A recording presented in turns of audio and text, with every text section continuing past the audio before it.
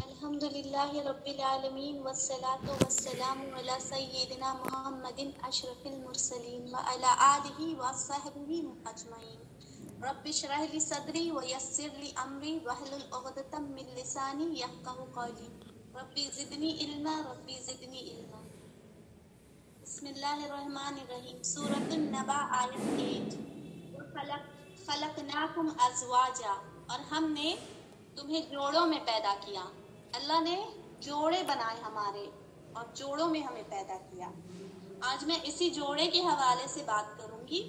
آج ہمارے معاشرے میں گھروں کی جو تصویر ہم دیکھ رہے ہیں، بدلتے حالات میں تیزی کے ساتھ گھروں میں انہی جوڑوں کے درمیان اختلافات، جھگڑے، الہ کی شادی ٹوٹ جانے کا عمل دیکھ رہے ہیں۔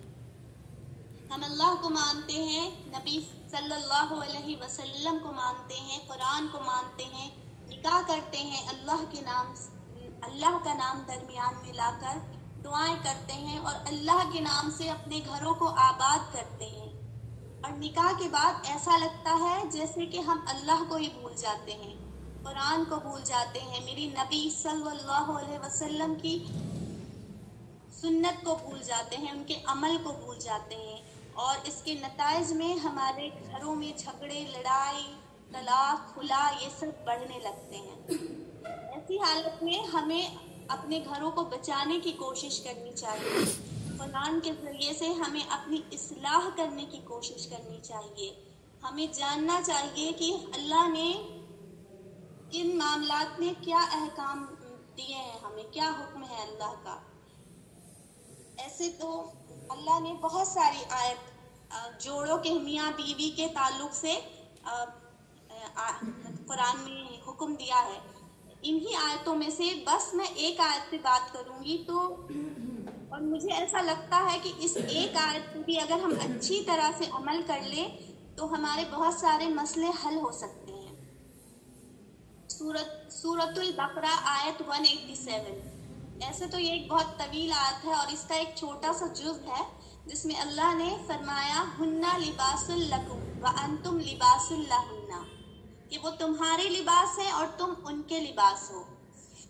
انسان کے زندگی کا ایک بہت اہم ترین اور خوبصورت چیز لباس، ہمارے جسم سے سب سے نزدیک ترین شے لباس، ہم سے بالکل سٹا ہوا، اور ہمارے لباس اور ہمارے جسم کے بیچ کچھ بھی موجود نہیں، کچھ بھی حائل نہیں ہوتا، کچھ بھی نہیں آتا، بس اتنی ہی نزدیکی، قربت، محبت اللہ ایک میاں اور بیوی میں دیکھنا پسند کرتا ہے۔ اس لباس لفظ کے ذریعے سے اللہ ہمیں کیا سمجھانا چاہتا ہے، ہمیں سمجھنے کی کوشش کرنی چاہیے۔ لباس کیا ہے؟ لباس وہ ہے جو ہمیں موسم کی شدت سے بچاتا ہے، ہمارے عیبوں کو ڈھانپتا ہے، لباس زینت کا باعث ہے۔ لباس میں اگر کوئی دھبا لگ جائے تو ہم اسے اگر دھبا لگ جائے تو اسے ہم پورے محلے کو نہیں دکھاتے، خاموشی سے تنہائی میں اسے صاف کر لیتے ہیں۔ یہی ساری چیز اللہ میاں اور بیوی کے درمیان، ایک شوہر اور بیوی کے درمیان بتانا چاہتا ہے اللہ اس لباس لفظ کے ذریعے سے۔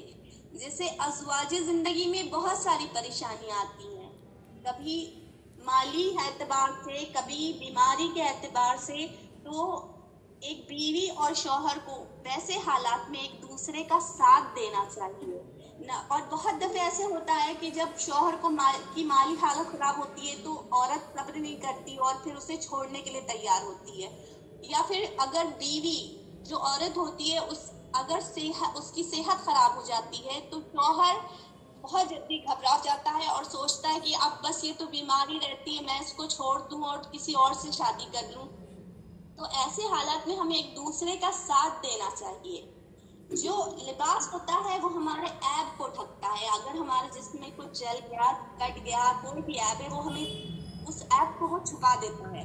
تو شوہر اور بیوی کا بھی یہی کام ہوتا ہے، ایک دوسرے کی کمی اور خامی کو چھپانا چاہیے۔ کوئی بھی اس دنیا میں اللہ نے بنایا کوئی بھی انسان پرفیکٹ نہیں ہے، مکمل نہیں ہے، ہر کسی میں کوئی نہ کوئی کمی اور خامی ہوتی ہے۔ تو एक शौहर और बीवी को एक दूसरे की कमी ऐब दूसरों के सामने नहीं खोलना चाहिए, अपने आप में एक दूसरे के दरमियान रखना चाहिए।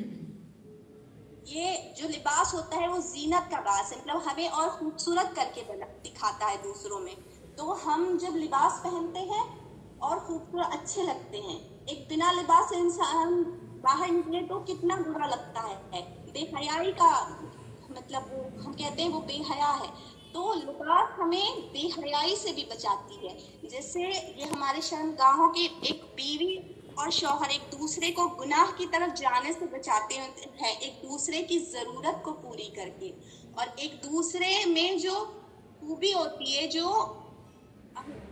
खासियत होती है, हमें वो दूसरों में दिखाना चाहिए। एक दूसरे को, एक शौहर एक बीवी को खूबसूरत करके अपने रिश्तेदारों में जाहिर करे, और बीवी भी एक शौहर की कमी और खामी को छुपा करके दूसरों में जाहिर करे, खूबसूरत करके उसे अच्छा दिखा के जाहिर करे।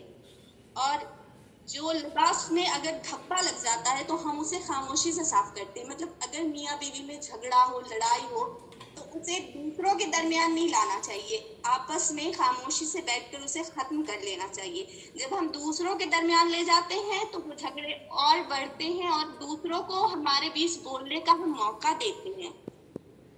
तो इसलिए हमें अपने दरमियान जो भी परेशानी होती है, झगड़े होते हैं, वो अपने दरमियान ही खत्म कर लेना चाहिए। या एक दूसरे से कोई गलती होती है तो माफ करके एक दूसरे को माफ कर देना चाहिए, और जब माफ कर दिया तो फिर उस चीज को दूसरों के सामने बयान नहीं करना चाहिए, खत्म कर देना चाहिए। लेकिन आज हम देखते हैं कि मतलब हम लोग एक दूसरे की बस बुराई करते रहते हैं, और औरतों में ज्यादा होता है, मर्द में भी होता है, पर औरतें ज्यादा शौहर की बुराई करती हैं। और जैसा कि हदीस में अल्लाह के रसूल ने फरमाया कि औरतें ज्यादा जहन्नम में जाएंगी क्योंकि तुम वो लान तान करने वाली और शौहर की नाशुक्री होती है। शौहर की नाशुक्री ना करें, तो हमें जिस हाल में रखें, हम तो मीटिंग में पहले कौन से पहले साथ की जो है जितनी हैसियत है उस हिसाब से हम उसके साथ रहें। और मैं एक बात कहना चाहूँगी लिबास के ताल्लुक से, जब अल्लाह ने लिबास का लफ्ज़ इस्तेमाल किया तो हम लिबास अपनी हैसियत के हिसाब से पहनते हैं, और वो लिबास पहनना पसंद करते हैं जिसमें हम कंफर्टेबल फील करते हैं। तो जब हम अपने लिए लिबास चुने, मतलब अपने लिए जोड़ा चुने, तो हम उसी हिसाब से चुने जो हमारे साथ, जिसके साथ हम जिंदगी अच्छी तरह गुजार सकते हैं, वो हमारी हैसियत के मुताबिक हो। ठीक। और अल्लाह हमारे, और मैं इसी तरह मतलब मैं चीज को खत्म करते हुए कहती हूँ कि जो शैतान का पसंदीदा काम होता है वो एक मियाँ और बीवी के बीच झगड़ा लगाना होता है, इलाहिदगी कराना होता है। तो अल्लाह हमारे घरों को शैतान के शर से महफूज रखे, हमारे जोड़ों को शैतान के शर से महफूज रखे, हमारे घरों में कुर्बत और नज़दीकी और मोहब्बत पैदा करे, और हमें सही